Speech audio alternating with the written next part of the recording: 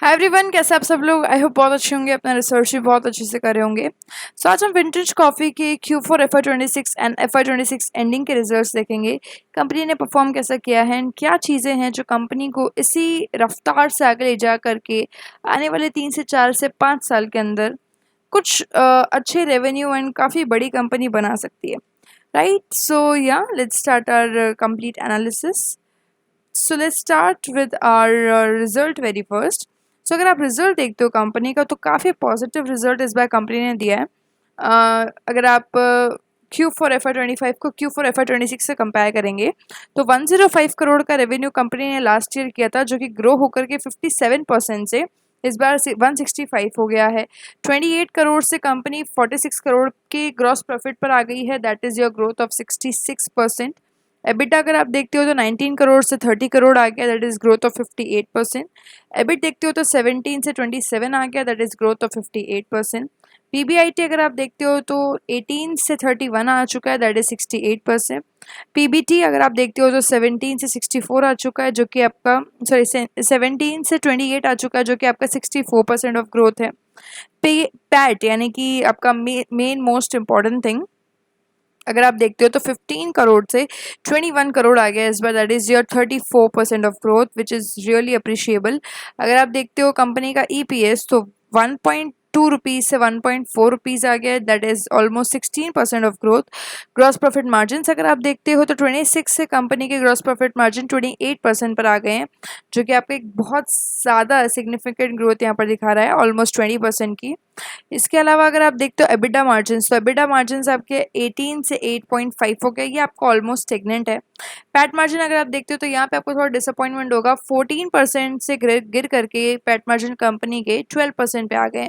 तो ये थोड़ा सा डिसअपॉइंटिंग एंड डिसहार्टनिंग नंबर है। ऑपरेटिंग लेवरेज जो कि अगर आप देखते हो कंपनी का, तो ये इस बार अच्छा रहा है, ऑलमोस्ट 1 टाइम का रहा है, but still it is positive. And revenue 57% से ग्रोथ हुआ है एंड पैट आपका ऑलमोस्ट 34% से ग्रोथ हुआ है। तो हाँ, लगभग ठीक ठाक से ऑपरेटिंग लेवरेज कंपनी को एक साल के अंदर अंदर मिल गया है Q4 FY26 and Q4 FY26 से अगर आप कंपेयर करें तो। राइट, इसके साथ साथ अगर आप आपका क्यू ग्रोथ देखते हो तो 150 करोड़ के रेवेन्यू से कंपनी 165 करोड़ के रेवेन्यू पर आई है, that is 9.8%, almost 10% of growth. 41 crore की ग्रॉस प्रॉफिट से कंपनी 46 करोड़ की ग्रॉस प्रॉफिट पर आई है, that is your growth of 13%। इसके साथ साथ अगर आप देखते हो तो 28 करोड़ के एबिटा से कंपनी 30 करोड़ के एबिटा पे आई है, that is growth of 6%, almost 6.5 6.5% के लगभग ग्रोथ के साथ में। 26 से कंपनी 27 पर आई है, दैट इज योर एबिट के अंदर, and 7% of growth is there. PBIT अगर आप देखते हो तो कंपनी 27 से 31 करोड़ पर आई है, that is a 14% of growth. PBT अगर आप देखते हो तो 25 करोड़ से कंपनी 28 करोड़ पर आई है, that is your growth of 11.7%। PAT अगर आप देखते हो तो 19 करोड़ से कंपनी 21 करोड़ पर आई है, दैट इज अगेन अमेजिंग, 9% का ग्रोथ यहाँ पे ओवरऑल आपको देखने मिलता है, 9.9, ऑलमोस्ट 10% का ग्रोथ है। ईपीएस अगर आप देखते हो तो 1 रुपीज़ से कंपनी 1.3 से 1.4 आ गई है, ये भी अच्छा है, ऑलमोस्ट 9% का ग्रोथ है। ग्रॉस प्रॉफिट मार्जिन अगर आप देखते हो तो 27 से कंपनी 28 पर आई है, तो ये अच्छा खासा ग्रोथ आपको यहाँ देखने के लिए मिल जाता है। 19% के एबिटा मार्जिन से कंपनी 18.5 पर आ गई है, ये आपका घट गया है। एंड पैट मार्जिन की अगर आप बात करते हो तो 12.7 से 12.7 पर ही कंपनी रही है, ऑलमोस्ट फ्लैट है। और यहाँ पर अगर आप देखते हो आपका ऑपरेटिंग लेवरेज, तो वहाँ कंपनी को 0.6 टाइम्स का ऑपरेटिंग लेवरेज मिलता है, ऑलमोस्ट ना के बराबर मिला है, बट स्टिल कंपनी का ऑपरेटिंग लेवरेज हम क्यू लेवल पे इतना जज नहीं कर सकते। 9% से आपको ऑलमोस्ट 10% से ऑलमोस्ट आपका रेवेन्यू ग्रोथ हुआ है, एंड अगर आप पैट देखते हो तो ऑलमोस्ट वो भी 10% से ग्रो हुआ है, तो एक डिसेंट ऑपरेटिंग लेवरेज कंपनी को मिला है। अगेन हम अगर कंपेयर करें कंपनी के FY25 यानी लास्ट ईयर के परफॉर्मेंस को इस साल की परफॉर्मेंस FY26 से, सो कंपनी ऑलमोस्ट डबल हो चुकी है, 80% का ग्रोथ इस बार कंपनी ने दिया है। 308 से कंपनी 553 पर आई है, so this is really really appreciable. And इसके साथ साथ अगर आप ग्रॉस प्रॉफिट देखते हो तो 86 से कंपनी 148 पर आई है, that is the growth of 71%। EBITDA अगर आप देखते हो तो 52 से कंपनी 99 पर आई है, दैट इज़ द 88%। एबिट अगर आप देखते हो तो 46 से 90 पर कंपनी आई है, that is the 95% of growth. PBIT अगर आप देखते हो तो 50 से कंपनी 97 पर आई है, that is the 95% of growth. अगर आप पीबीटी देखते हो तो 44 से कंपनी 88, डबल से भी ज़्यादा ही है, 101% की ग्रोथ यहाँ पे आपको देखने के लिए मिलती है। एंड पैट अगर आप देखते हो कंपनी का तो 40 से 72 हो गया, ऑलमोस्ट डबल होने वाला था ये भी, तो that is your again 80% of growth. And अगर आप ईपीएस देखते हो तो 3.1 रुपीज़ की ईपीएस से कंपनी 4.9 रुपीज़ के ईपीएस पे आई है, ऑलमोस्ट 5 रुपये का ईपीएस कंपनी का हो गया है लास्ट ईयर के 3 रुपये के मुकाबले। सो ये हो गया आपका 55% का growth, this is again appreciable. सारे नंबर्स बहुत अच्छे हैं। अगर आप ऑपरेटिंग लेवरेज भी देखते हो तो भी कंपनी 80% से रेवेन्यू पे ग्रो कर रही है एंड 80% से आपके पैट पे ग्रो कर रही है। मार्जिन अगर आप देखते हो तो ग्रॉस प्रॉफिट मार्जिन थोड़ा सा घट गया है, 26% इस बार आया है, जबकि लास्ट ईयर 28% था, ऑलमोस्ट 28% था। एबिटा अगर आप देखते हो तो 17% से 18% हो गया, ये आपका बढ़ चुका है। पैट मार्जिन अगर आप देखते हो तो 13 से लेकर के आपके 13.1 हो गया, तो ये थोड़ा सा इंक्रीज हुआ है। एंड ऑपरेटिंग लेवरेज आपको सेम मिलता है यहाँ पे 1.1 टाइम का। This is again really really really appreciable. And company का जो ओवरऑल परफॉर्मेंस है दैट इज़ क्वाइट अमेजिंग, मतलब कि जितना इस बार हमने एक्सपेक्ट किया था उतना लगभग कंपनी ने हमें रेवेन्यू निकाल करके दिया है। लास्ट कुछ ईयर का अगर आप ट्रैक रिकॉर्ड देखते हो तो 37 से कंपनी 63 पर आई, 63 से 131, 131 से 309, 309 से 553, तो ऑलमोस्ट हर साल डबल करती जा रही है company, right. So this is something which I really like कि यहाँ पर एक कंसिस्टेंसी है कि हम नेक्स्ट कुछ अगले साल का जो रेवेन्यू है वो प्रिडिक्ट कर सकते हैं। Again I would like to remind you that I am not a SEBI registered adviser, ना ही आप मुझे एज अ एडवाइज़र की तरह देखें, मैं एक एनालिस्ट की तरह यहाँ पर बैठी हूँ। I like to analyse and that is what I am really doing here. मुझे रिसर्च करना पसंद है, that is what I am really doing for you. आपको सिर्फ मेरे ओपिनियन से, मेरे पर्सनल ओपिनियन से आपको इन पर बेस्ड होकर के अपना डिसीजन कतई नहीं लेना है, आप अपना रिसर्च खुद से करना। So the thing I was going to share is that कि कंपनी की जो नेगेटिव चीज़ें जो मुझे लगती है एंड जो पॉजिटिव चीज़ें इस बार हुई है वो सब क्या है। अगर आप देखते हो कंपनी का ओवरऑल पीएनएल जो है, पीएनएल कंपनी का बहुत अच्छा हमें नज़र आता है, जिसमें कोई प्रॉब्लम अगेन नहीं है। एंड एक एक अगर आप देखते हो तो ओवरऑल काफ़ी सही तरह का रिजल्ट कंपनी ने इस बार दिया है, काफ़ी अप्रिशिएबल है, काफ़ी एक आई वुड से कि मैनेजेबल, या फिर एक तरह का एक मतलब एक वर्ड मेरे ध्यान में नहीं आ रहा है, but I just want to say कि कंपनी ने जो रिजल्ट इस बार दिया है वो बहुत ही एक ग्रोथ स्टोरी को दिखाता है somewhere, right. And the things which I really like about the result was that कि ऑलमोस्ट आपका रेवेन्यू इस बार डबल हो चुका है, पैट भी बहुत तेज़ी से ग्रो कर रहा है। उससे भी जो अच्छी चीज़ मुझे इस बार लगी कि ये था कि सब्सिडरीज जो है कंपनी की वो भी बहुत अच्छे तरीके से ग्रो कर रही है। अगर आप कंपनी की जो सब्सिडरी है डेलेक्टो फूड प्राइवेट लिमिटेड, वो अगर देखते हो तो कंपनी में से उसमें लगभग 90 करोड़ का रेवेन्यू डेलेक्टो फूड ने किया है एंड 10 करोड़ का पैट डेलेक्टो फूड ने सिक्योर किया है। तो जितना आपकी मेन जो कंपनी है, होल्डिंग कंपनी है, वो जितनी स्ट्रांग है उतनी ही स्ट्रांग आपकी सब्सिडरी भी है। ज़्यादातर कंपनीज में ऐसा होता नहीं है, जो सब्सिडरीज होती है वो यूजुअली सफ़र करती रहती है एंड एक टाइम के बाद में सारा जो होल्डिंग कंपनी है वो सब्सिडरीज को अब्जॉर्ब कर लेती है। तो ये जो चीज़ है ना, ये यहाँ पर हमें देखने को नहीं मिलती है एंड काफ़ी सही रेवेन्यू इस बार आपकी सब्सिडरीज ने भी दिया है। इवन विंटेज कॉफ़ी का अगर आप एसेट्स देखते हो तो ऑलमोस्ट 413 या 419 करोड़ के एसेट्स है, और डेलेक्टो का अगर आप देखते हो तो 80 करोड़ के एसेट्स जो है डेलेक्टो अकेला होल्ड कर रहा है। ये बहुत शानदार चीज़ है। प्लस इस बार कोई भी सस्पिशियस टैग ऑडिटर की तरफ से हमें बिल्कुल भी नहीं मिला है। डिविडेंड भी शायद कंपनी इस बार अनाउंस कर देगी 0.15 रुपीज़ का। अच्छा, अब अच्छी बात तो हमने बहुत कर ली, अब आते हैं वीडियो के सबसे बुरे सेगमेंट पे। एंड मतलब बेसिकली हमारे रिसर्च का जो रेडेस्ट पार्ट है, जहाँ पर हमें कंपनी को पूरी शक की निगाहों से देखना है। वो जो है वो क्या कहता है उसके अकॉर्डिंग मैं अब इस रिजल्ट को मैंने इसलिए अभी कुछ देर पहले बोला था कंपनी पीएनएल पे बहुत अच्छी दिख रही है but when you really look at the balance sheet तो कंपनी में गड़बड़ है। गड़बड़ क्या है? सबसे पहली चीज जो बात मैं करूँ वो है कैश फ्लो। कैश फ्लो अगर आप देखते हो तो कंपनी का मुश्किल से 20% का कैश फ्लो इस बार आया है।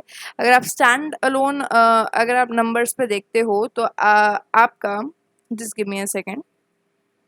यस जैसे कंपनी ने इस बार ऑलमोस्ट 72 करोड़ का पैट किया है तो उसमें से हार्डली अगर मैं डेलेक्टो का भी हटा दूँ तो कंपनी ने सिर्फ और सिर्फ 14 करोड़ का आपका कंसोलिडेटेड बेसिस पर ओसीएफ यानी कि ऑपरेटिंग कैश फ्लो बुक किया है जो कि लगभग 20% के आसपास है। आपका 20% भी नहीं है देखा जाए तो ये आपका ना एक बहुत ही बुरा नंबर मैं इसको बोलूँगी। कंपनी का ऑपरेटिंग कैश फ्लो कहाँ जा रहा है ये सबसे बड़ा पहले मेरा क्वेश्चन बनता है। I really want cash flows in a company जहाँ पर जब कंपनी अच्छे से ऑपरेट करिए तो फिर कैश फ्लो लाने में कहाँ दिक्कत है। इसके अलावा रिसीवेबल्स ये एक बहुत बड़ी प्रॉब्लम यहाँ पे कंपनी के लिए खड़ी हो गई है कि रिसीवेबल्स कंपनी के जो लगभग आपके 12 करोड़ के थे वो 56 करोड़ के हो गए हैं तो ये आपका ऑलमोस्ट हो गया 12 and 5। ये आपका 4.5 टाइम्स के ऑलमोस्ट ट्रेड रिसीवेबल्स कंपनी के बढ़ गए हैं। अभी क्यों हुआ है इसका रीज़न क्या है या फिर जो स्टॉक बिल्डअप था वो ईयर एंडिंग पे इन्होंने क्लियर किया है शायद उसकी वजह से है। तो अब ये कुछ समझ में नहीं आ रहा है ये रीज़न इसका क्या है वो हमें शायद इस बार बैलेंस शीट में देखने को मिले सॉरी एनुअल रिपोर्ट में देखने को मिले। अब एक और चीज़ को समझो एक और चीज़ अगर हम देखते हैं तो वो है कि कंपनी ने लोन दिए हैं किसी को। चलो लोन देना is not a problem but एक बहुत ही बड़े अमाउंट में लोन दिया है that is your 250 crore of loan जो कंपनी ने बाहर किसी को दिया है। अब इसका जो डिटेल है वो हमें एनुअल रिपोर्ट में ही देखने को मिलेगा तो ये एक बड़ा क्वेश्चन है। अभी एक बड़ा क्वेश्चन क्यों है मेरे लिए क्योंकि रिसेंट में अगर आपने देखा हो तो कंपनी ने 200 करोड़ की इक्विटी जो है रेस करी थी 197 करोड़ और लास्ट ईयर में 95 करोड़ की इक्विटी इस कंपनी ने 97 सॉरी जो FY 25 में भी कंपनी ने 97 करोड़ का इक्विटी डाइल्यूट करके आपका फंड रेज किया था। इस बार 197 करोड़ का किया है। तो द क्वेश्चन इज कि जब आपको पैसे की ज़रूरत है आप वैसे ही पैसा डालना चाह रहे हो तो एंड ऑफ द डे आप बाहर इतना बड़ा लोन भी किसी को दे रहे हो which is sort of a questionable thing and though company could have played something very smart here but मेरा क्वेश्चन अगेन वही है कि ये पैसा जा कर रहा है। मुझे मुझे क्वेश्चन कंपनी का ये नहीं है कि क्यों दिया क्या दिया। अगर प्रमोटर ने दिया होगा तो कुछ ना कुछ समझ कर दिया है। बोर्ड ऑफ डायरेक्टर्स की जो सहमति है उससे कोई चीज़ करी है वो बात कंप्लीटली समझ में आती है। But I just want to know कि पैसा फ्लो कहाँ हो रहा है वो सबसे बड़ा क्वेश्चन यहाँ पर बन जाता है राइट। सो इसका जो डेटा है आई रियली थिंक कि हमें एनुअल रिपोर्ट में ही इस बार जानने को मिलेगा क्योंकि या these are few confidential datas जो हमें इजीली पता नहीं चलते हैं राइट। सो ये कुछ चीज़ें थी जो मुझे कंपनी के बारे में थोड़ी अजीब लगी इस बार। अगर आप बैलेंस शीट को देखते हो एंड अगर आप सिर्फ पीएनएल को देखते हो तो आपको ना ओवरऑल एक बहुत ही एक्साइटमेंट होगा एक तरह का आपको लगेगा कि हाँ कंपनी तो बहुत ही शानदार परफॉर्म कर रही है and all the things. But when you really look at these kind of things तो आपको समझ में आता है कि हाँ कंपनी के जो फंडामेंटल्स है या कंपनी के जो मेट्रिक्स है वो कितने सही है और कितने गलत हैं। दो मैं ये नहीं कह रही कि विंटेज कॉफ़ी आज ठीक परफॉर्म नहीं कर रहा है। विंटेज ने बहुत अच्छा रिजल्ट दिया है। The company has increase its capacity even equity dilution के लिए भी प्रमोटर इज़ वेरी ऑप्टिमिस्टिक कि हाँ हमें लगता है कि आगे बहुत बड़ी अपॉर्चुनिटी है एंड जो कि एक्चुअल में है। अगर आप कॉफ़ी इंडस्ट्री देखो तो आज 7 या 10,000 करोड़ के मार्केट कैप पर खड़ी है। अब वो आगे चल करके आपका लगभग 7 से 9% से ग्रो कर रही है तो ये आगे चल करके एक बहुत बड़ा मार्केट बनने वाला है। आज के 5 साल बाद जब कॉफ़ी का कंजप्शन इतना बढ़ जाएगा तब हमें रियलाइज़ होगा कि हाँ vintage coffee was the one जो एक बहुत ही 500-600 करोड़ की कंपनी थी जिस पर किसी ने ध्यान नहीं दिया। So that is something which we need to be focused on, right? Sorry 500-600 नहीं ये 2200 करोड़ की कंपनी बन चुकी है। छोटी सी कंपनी नहीं रही है राइट। सो या दैट वाज समथिंग। अब अगर मैंने सिर्फ एक नॉर्मल सा प्रोजेक्शन किया है ये अगेन कोई आपके लिए एडवाइस नहीं है कुछ भी नहीं है बस एक कुछ कैलकुलेशन है जो मैंने करी है and I feel to share with you, जो कि बस एक आउट ऑफ क्यूरियोसिटी रिजल्ट देख करके मन में कई सवाल उछलते हैं कि अगर कंपनी इसी तरह से आगे बढ़ती रही तो आज आज के 5 साल बाद क्या हो सकता है कंपनी का एंड ऑल द थिंग्स। तो अगेन वही चीज़ मैं बोलूँगी कि मेरा कोई सजेशन नहीं है, कोई भी रिकमेंडेशन नहीं है, कुछ भी नहीं है, even just take it as a educational video, कुछ सीखने के पर्पज से आप इसको ले लो। अगेन कोई भी तरह का रिकमेंडेशन नहीं है, राइट। तो अभी अगर आप देखते हो तो कंपनी ऑलमोस्ट आपके 553 करोड़ के रेवेन्यू पर खड़ी है। अगर जैसे अभी कंपनी का अगर आप देखते हो तो आपके सॉरी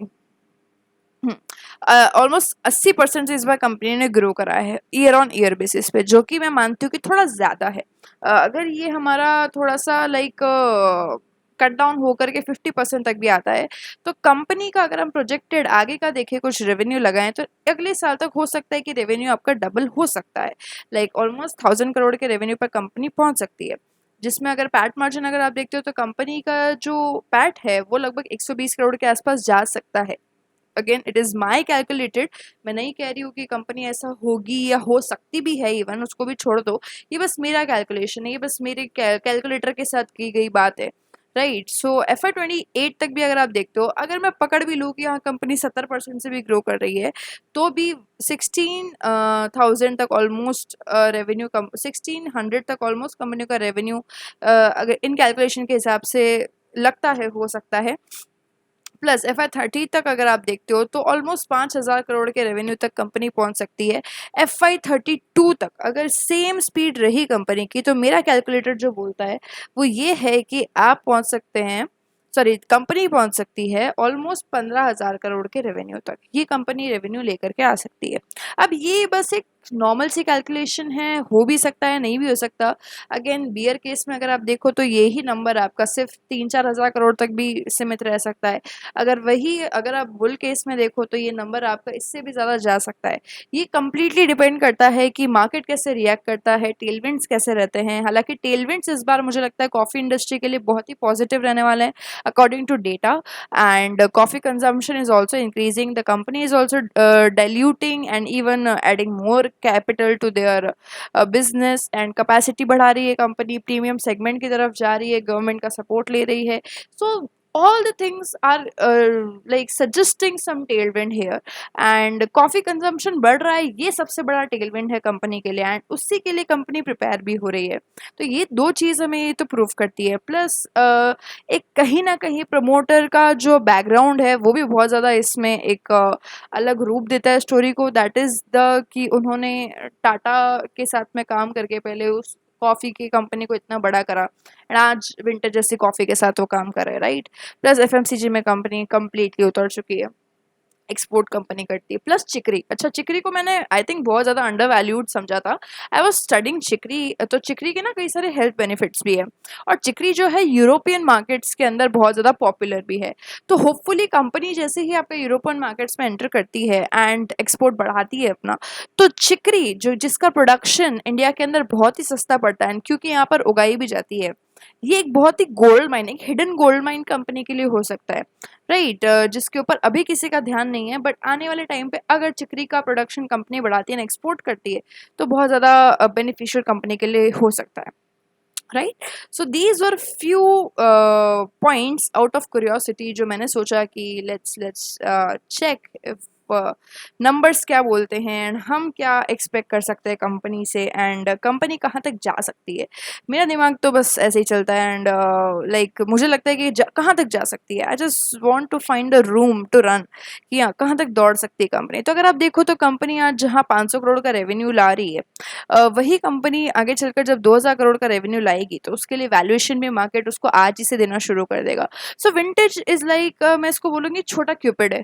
क्यूपिड अभी ना थोड़ा सा मैं बोलूँगी कि ये ना मार्केट इसको ऑलरेडी वैल्यू कर चुका है अकॉर्डिंग टू मी। मुझे ऐसा लगता है कि प्राइस इन है क्यूपिड कहीं ना कहीं, बट विंटेज एक ऐसी स्टोरी है जहाँ पर मुझे लगता है कि मार्केट इसको अगले 5 साल के लिए, अगले 3 साल के लिए, जितना भी आप मान के चलो लेंगे लॉन्ग टर्म, मेरे अकॉर्डिंगली लॉन्ग टर्म 3 से 5 साल ईजिली होता है। देखो अगर आप सिर्फ 4 क्वार्टर, 3 क्वार्टर, 2 क्वार्टर के रेवेन्यू को बेस सोच करके कर रहे हो तो आपसे बड़ा मतलब मैं क्या बोलूँ एक फुलिश पर्सन कोई नहीं होगा। The thing is why am saying that कि आपको शायद ऐसा लगता है कि कंपनी के जो बोर्ड ऑफ डायरेक्टर्स होते हैं एंड जो कंपनीज बैठती है हमें रिजल्ट देने के लिए, वो एक्चुअल में कुछ रिजल्ट बना रही है या फिर सिर्फ अपने इन्वेस्टर्स को, स्पेशली लिस्टेड कंपनीज। देखो, सिर्फ हम मार्केट की कंपनीज को स्टडी करें, इसका भी एक बहुत बड़ा ड्रॉबैक है क्या, कि उन्हें सबको पता है कि हमारे लाखों इन्वेस्टर्स हमें बाहर स्टडी कर रहे हैं, स्पेशली पब्लिक। एंड पब्लिक ही ऐसी चीज़ है जिसको मूर्ख बनाकर सबसे ज़्यादा पैसा लिया जा सकता है ना। तो बोर्ड ऑफ डायरेक्टर्स हुआ, या मैं किसी को एक कंप्लेन नहीं करी ना, मैं कुछ बोल रही हूँ, पर एक बहुत कॉमन सी प्रैक्टिस है कि हर कंपनी अपने इन्वेस्टर्स को खुश करने के लिए कोई भी डेटा छापती है। एंड कहीं ना कहीं से पूरे क्वार्टर उनके दिमाग में ये तिकड़म लगी रहती है कि कैसे हमारे इन्वेस्टर को खुश करे, कैसे कुछ कहीं से फंड रेज करे, कहीं से क्या करे, कहीं से क्या करे। दो vintage is not that kind of story.